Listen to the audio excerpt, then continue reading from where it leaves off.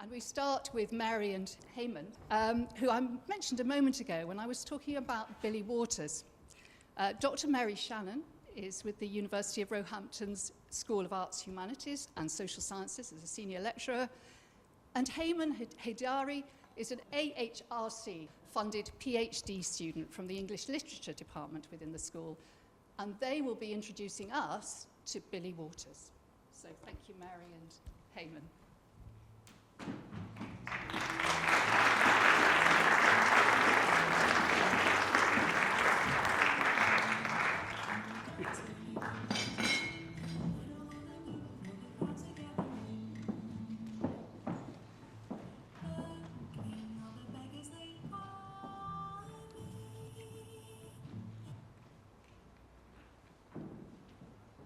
Thanks so much, Sue, and thank you all for having us here today. It's a great pleasure to be here. My name is Mary Shannon, and this is Himan Heidari, and our project is about learning to make a difference in two ways.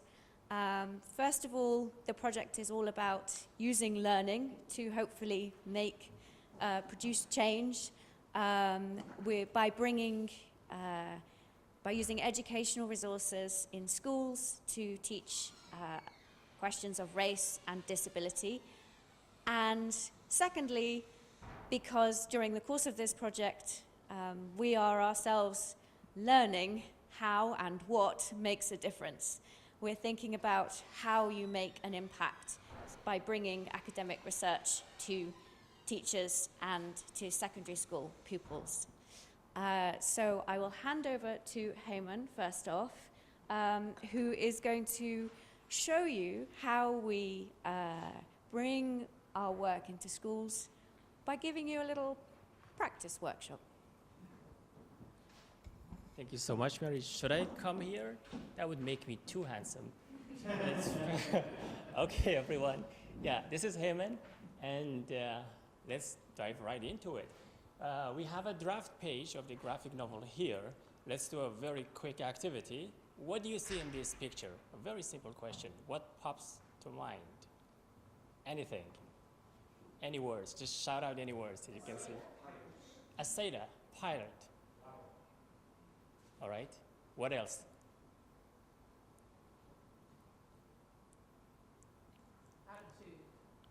Attitude. That's a great one.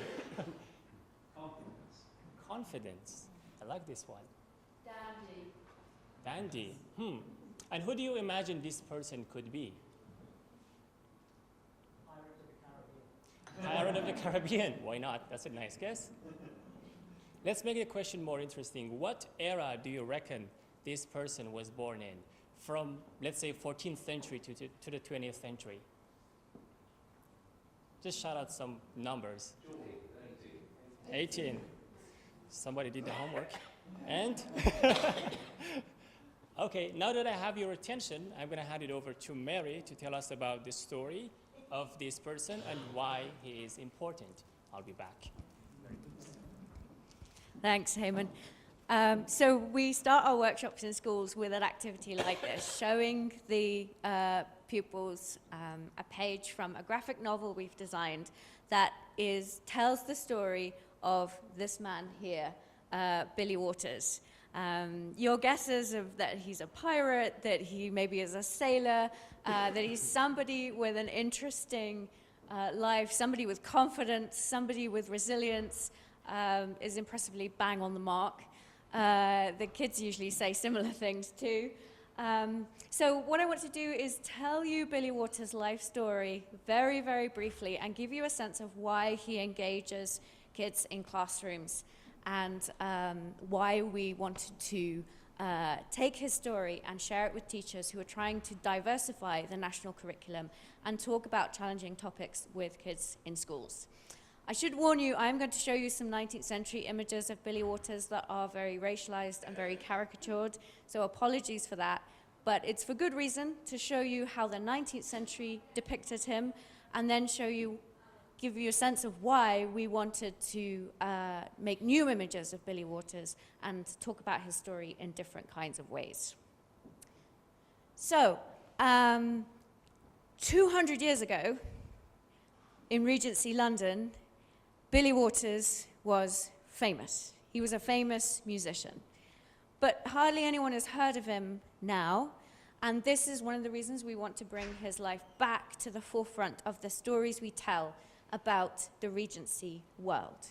So here he is in the middle of a picture from a book that was published about 4 years after Jane Austen publishes Pride and Prejudice, and about 10 years before Charles Dickens publishes Oliver Twist. So we're talking about the Regency period. If you've seen Bridgerton, you know exactly what I'm thinking about. But this is a different world to the Bridgerton world of balls and costumes. This is a pub in London in the slum area, what's now called Seven Dials. And Billy Waters was well known for playing the fiddle and performing, singing, dancing in the pub. We can see how he's depicted in this image. There he is in his blue sailor jacket, this cocked hat with the incredible elaborate feather. He's right in the middle of the picture under the left-hand candelabra. He's a black man wearing a white wig, and you can just about see he's playing his fiddle and he's dancing. You can see the top of a wooden prosthetic leg. So we can begin to realize, oh wait, this is somebody who is disabled, who has lost their leg. So Billy Waters is a famous musician in Regency London. He plays in the pubs of London. Thank you. And press one more. Thank you so much. But he's mostly famous for performing in the streets of London. He was what we would now call a busker. He devised this incredible song and dance routine where he plays his fiddle, he dances using his wooden leg, he has this elaborately constructed costume of the sailor jacket and the hat and the feathers, and he is one of the sights of London that everybody wants to see. One of Dickens's best friends calls him a genius. His act is very popular. And then he's made even more famous because he's turned into a character in a hit musical which is played at the Adelphi Theatre on the Strand, and that goes around the UK and eventually around the US, and makes him famous again. Next slide, please. But Billy Waters wasn't born in London. He was an immigrant. He came from New York. He was African American by birth. And he's, in fact, one of the first Americans. He's born just as George Washington drives the British out of Manhattan. And he decides to go to sea to grab whatever agency and freedom is possible for a young black man in the slave-holding economy that is New York. And he goes to sea and ends up in the British Navy. He's quickly promoted. He's made a petty officer. He's clearly a very talented, capable, trustworthy man. All looks to be going quite well in Billy Waters' life, but unfortunately, there is a terrible accident. One day, he falls from the mainmast of his warship, comes crashing down onto the oak deck, solid oak deck of the warship, and is badly, badly hurt. To save his life, they have to amputate one of his legs. He has a very good surgeon on board his ship. The operation is done very quickly. He survives, which is by no means a guarantee. And he's then cared for in Haslar Hospital in Portsmouth, and he survives this terrible ordeal. But he now needs a new career. And he has a small pension from the British Navy, but he has a wife and 2 children to maintain. So what does he do? And this is why he comes up with this incredible idea to make himself into a performer, to develop his street act of singing and dancing and fiddle playing, and to earn money that way. And he becomes a celebrity in our very modern sense of the word. He becomes a star. So because he's a famous sight on London streets, artists and writers notice him. There are portraits of him. Next one. Thank you. as I say, he was turned into a character in a musical, but this is where the story starts to go horribly wrong again for Waters, because he wasn't allowed to play himself on stage in this musical. Instead, he was played by a white, able-bodied actor in blackface. Billy Waters' act, his idea, was stolen from him, and he dies in poverty in a workhouse. But his legacy lives on, his memory lives on. Pictures, figurines, stories about him circulate for at least 50 years after his death, and he leaves a legacy for musicians and performers which is still having an impact today. So his life is a blend of terrible tragedy and hardship and oppression, and incredible resilience and heroism, and creating something magical that we still remember and are drawn to today. So I wanted to tell his story differently to the way the 19th century told it. I wanted to write his biography, give him the same kind of attention and respect that we pay to more well-known figures from the Regency period, people like Jane Austen, people like Lord Nelson. I wanted to tell Waters' story by not looking at him like the 19th century did in their particular stereotyped and racialized ways, but trying to look with him and understand what his world might have looked like from his position outwards. And in order to do that, myself and then Himan, we started collaborating with other people who were already interested in Billy Waters and in Black British history more generally.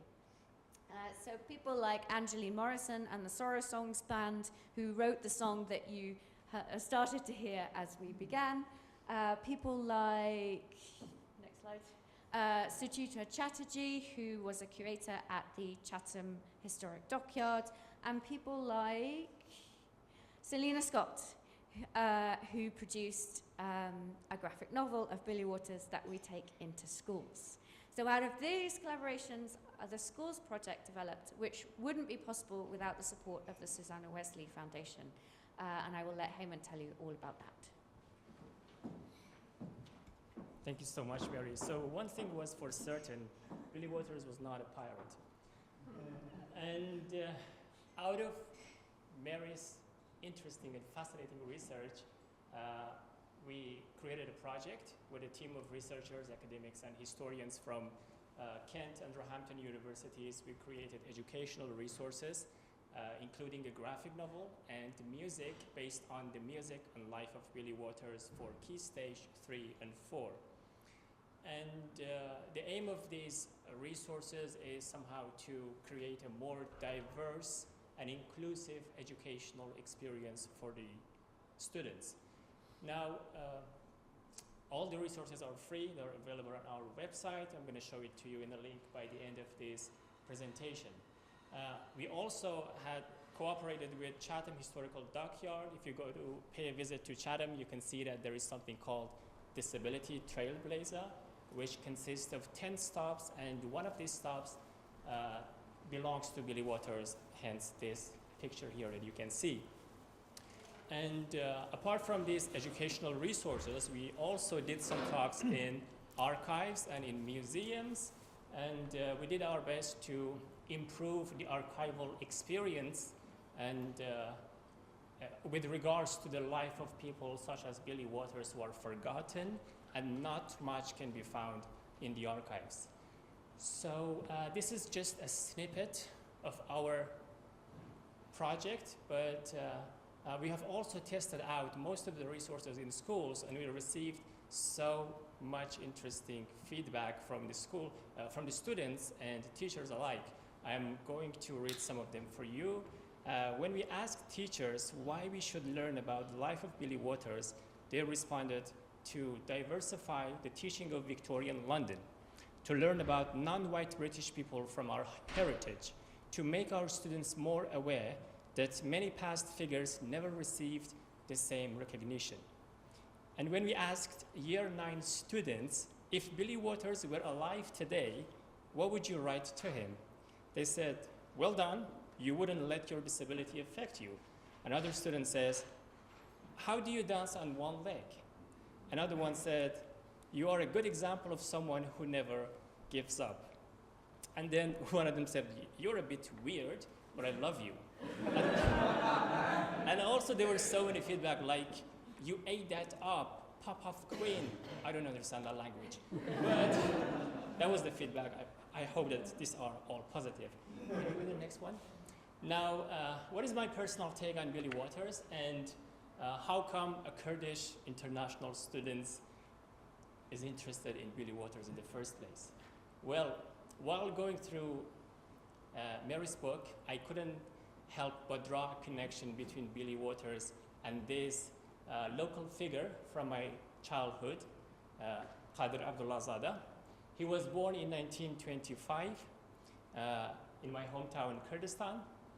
And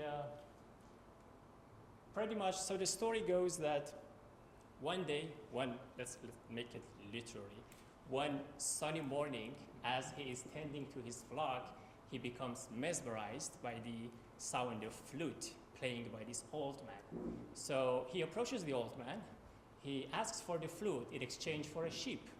So they make a deal, and finally, long story short, he teaches himself how to play the flute. No longer a shepherd, he starts performing on the streets of my hometown pretty much all his life, and he receives this nickname, Qalamara, which literally translates to the wise sheep. Now, after his death in 2009, suddenly he becomes famous. He becomes a portrait. He becomes a meme. People start talking about him, just like Billy Waters. So both Billy Waters and Qalamara's story, I think they're more than, they expose the systematic bias, the disability in terms of race and disability and social status, but more than that, it's a story of hardship.